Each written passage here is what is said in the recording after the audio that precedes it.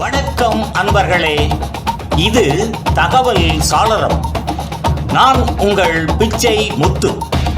தகவல் சாளரம் வழங்கும் போர்களின் பிடியில் பூமியின் மடி. முதல் உலகப் போரின் முக்கியமான வரலாற்றை கூறும் தொடராக இதோ வருகின்றது இந்த தொடரின் இன்றைய காணொளி.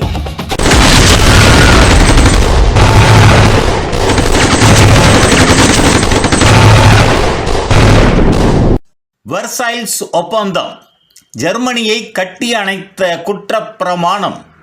1919 ஆண்டு ஐரோப்பா எரிந்து கொண்டிருந்த தீயில் இருந்து தப்பி சாம்பலால் மூடப்பட்டிருந்த தருணம். ஆனால் அந்த சாம்பலுக்குள் ஒரு நாட்டின் எதிர்காலம் கட்டுப்படுத்தப்பட்டு தரையில் தள்ளப்படப் போகின்றது. அந்த நாடு ஜெர்மனி. அந்த ஆவணம் வெர்சைல்ஸ் ஒப்பந்தம். சுகமான அரண்மனையில் சுமையான தீர்ப்பு. 1919 ஜூன் 28 பிரான்சில் உள்ள அழகிய வெர்சைல்ஸ் அரண்மனை உலகத்தை குழப்பும் ஒரு தீர்ப்பின் மேடையாக மாறியது. இங்கு ஒப்பந்தத்தில் கையெழுத்திட ஜெர்மனிய பிரதிநிதிகள் அழைக்கப்பட்டார்கள். ஆனால் இது ஒரு பேச்சுவார்த்தை அல்ல, ஒரு தண்டனை அறிவிப்பு. ஒப்பந்தத்தின் நிபந்தனைகள் ஐரோப்பிய நாடுகளின் கோபம், பழி தீர்ப்பு, பயம் எல்லாம் ஒன்றாக கலந்து உருவான ஒரு ஒப்பந்தம். குற்றச்சாட்டு முத்திரை. ஒப்பந்தத்தின் உள்ளே ஜெர்மனியை கிழித்தெறிந்து போட்ட மிக கொடிய பிரிவு ஒன்று இருந்தது. போர் தொடங்கியதற்கான முழு குற்றமும் ஜெர்மனிக்கே சேரும். இதனால் ஜெர்மனிக்கு மட்டுமே போர் காரணமாக்கப்பட்ட மரணங்கள், நாசம், செல்வச் சேதம் எல்லாவற்றிற்கும் பொறுப்பு சுமை ஏற்றப்பட்டது. ஒரு முழு தேசத்தையே குற்றவாளியாக அறிவித்த அந்த வரிகள் பின்னர் ஹிட்லரின் எழுச்சிக்கு எரிபொருளாக மாறியது. ஏற்றுக்கொள்வதா இல்லை எதிர்ப்பதா? ஜெர்மனிய பிரதிநிதிகள் அந்த ஆவணத்தை பார்த்தபோது உறைந்து போய்விட்டனர்.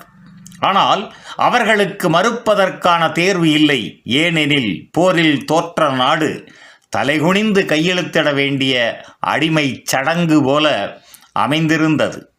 அந்த அரண்மனையின் சுவர்கள் அந்த நாளில் ஒரு தேசத்தின் இதய துடிப்பை அழுகையோடு கேட்டு நின்றன. புவியியல் வெட்டு ஜெர்மனியின் உடல் சிதைந்தது. ஒப்பந்தம் ஜெர்மனியிலிருந்து மாபெரும் நிலப்பரப்புகளை பறித்து கொண்டது. அல்சேஸ் லொரைன் பிரான்சிற்கு போலந்து உருவாக்கப்படும் போது ஜெர்மனிய நிலங்கள் பிரிக்கப்பட்டன. காலனியின் எல்லைகள் மாற்றப்பட்டன. ஏராளமான சுரங்கங்கள், தொழிற்சாலைகள் பறிமுதல் செய்யப்பட்டன. ஜெர்மனி ஒரு உடைந்த புவியியல் பூலோக நிலைக்கு தள்ளப்பட்டது. ஆயுதங்களின் சங்கிலி கைகளை கட்டிய ஒப்பந்தம். இனிமேல் ஜெர்மனி பெரிய போர் நாடாக ஆகிவிடக்கூடாது என்ற நோக்கில் கட்டாயமாக விதிக்கப்பட்ட கட்டளைகள்: படை எண்ணிக்கை மிக குறைக்கப்பட வேண்டும், விமானப்படைக்கு முழு தடை, டேங்க், நீர்மூழ்கி கப்பல் அனைத்தும் நீக்கம். இதற்கு பின் விரிசல்கள் வந்தால் அலைடு நாடுகள் நேரடியாக அவைகளை கைப்பற்றும் உரிமை. ஒரு நாட்டின் பூகோள உடலை மட்டும் அல்ல, அதன் மரியாதையையும் கட்டி போட்டார்கள். இழப்பீட்டு மலை, பொருளாதார நெருக்கடி. போர் நாசத்திற்காக ஜெர்மனியிடம் அசாதாரணமான தொகை இழப்பீடு கேட்டார்கள்.